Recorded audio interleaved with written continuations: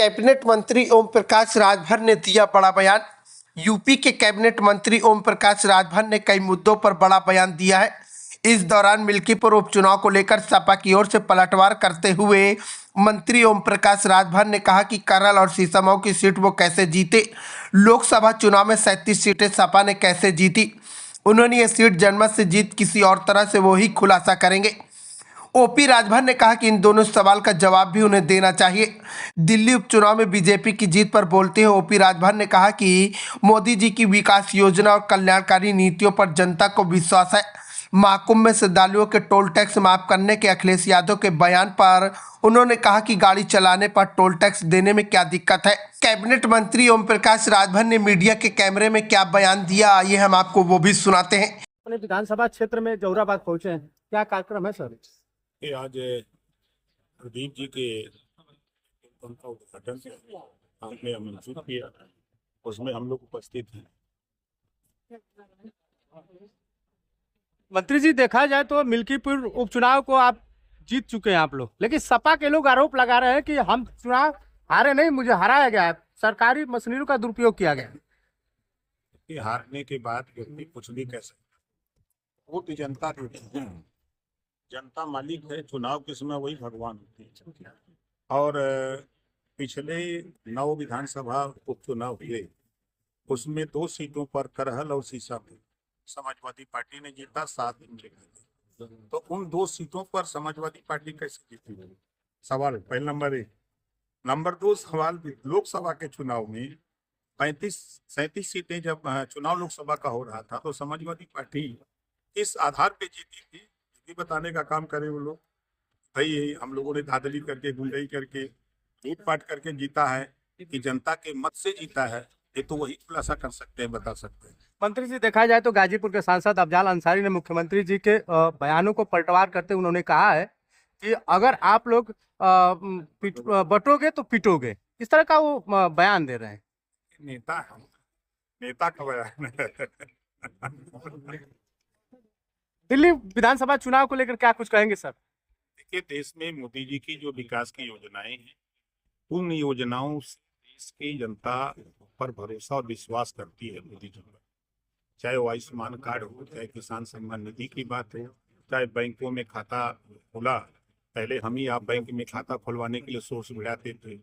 यही gas cylinder लेने के लिए हम लोग बहुत मेहनत की लाइन लगती थी, तब हो पाता था। वो योजनाएं जो बन रही हैं, उस गरीब को जिसको राशन मिल रहा है, दोनों टाइम खा रहा है, तो मोदी जी को। अच्छा, देखा जाए तो कुंभ को लेकर सपा मुखिया अखिलेश यादव ने जो श्रद्धालु जा रहे हैं उनको जो टोल टैक्स लगता है उसको फ्री करने के लिए कह रहे हैं। कहाँ टैक्स लग रहा है? आप गाड़ी चलाएंगे सड़क पर, आप पहले देखिए, पहले जो दूरी 6 घंटे में तय होती थी, ऐसे हम गाजीपुर से अगर हम बलिया लखनऊ जाते थे तो हम लोगों को दूरी 5 घंटे 6 घंटे लगते। आज हम 3 घंटे में लखनऊ जा रहे हैं।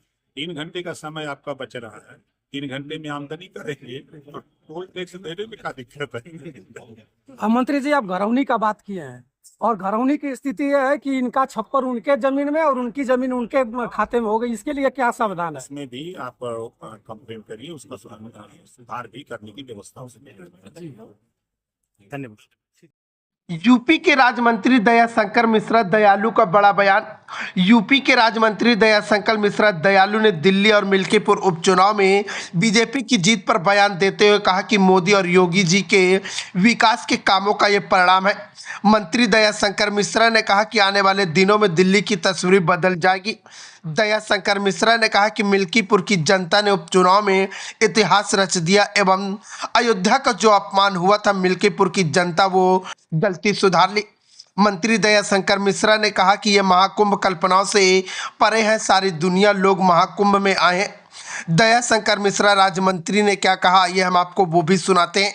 गाजीपुर से यूपी क्राइम अलर्ट न्यूज के साथ संवाददाता पवन मिश्रा की विशेष रिपोर्ट। चुनाव का ये परिणाम जग जाहिर है कि भारतीय जनता पार्टी के देश के यशस्वी नेतृत्व आदरणीय नरेंद्र मोदी जी के, उत्तर प्रदेश के यशस्वी मुख्यमंत्री योगी आदित्यनाथ जी के काम की, विकास की ये जो गंगा देश और प्रदेश में बह रही है, विकास का जो काम हो रहा है ये कहीं नारा है विकास। दिल्ली के लोगों को जो पिछले 15 सालों में ठगे गए, जो फरेब हुआ, जो उनका दिल दुखाया गया, झूठे वादे, झूठे नारे, तो लोगों ने कहते हैं ना कि हार कर भारतीय जनता पार्टी को जिस तरीके से सहयोग दिया, सरकार बनाया है, मैं आपसे बड़े फख्र से, बड़े गर्व से कहना चाहता हूँ कि आने वाले दिनों में दिल्ली की तस्वीर बदल जाएगी। मिल्कीपुर का जहां तक सवाल है, ये मिल्कीपुर की जीत एक विधानसभा की जीत नहीं, अयोध्या का जो अपमान हुआ था पिछले दिनों और उस गलती का प्रायश्चित किया वहां की जनता। पहले दिन से जब हम लोग काम करना शुरू किए तो लोगों ने कहा हम लोगों से ये भूल हुई है, उसी भूल के सुधार के लिए शायद उपचुनाव हो रहा है। पर आपने देखा कि इतिहास रच दिया। हम मिल्कीपुर की जनता को हृदय से आभार प्रकट करते हैं, उनको बधाइयां देते हैं कि आपने न सिर्फ अपना सम्मान बढ़ाया इस देश में।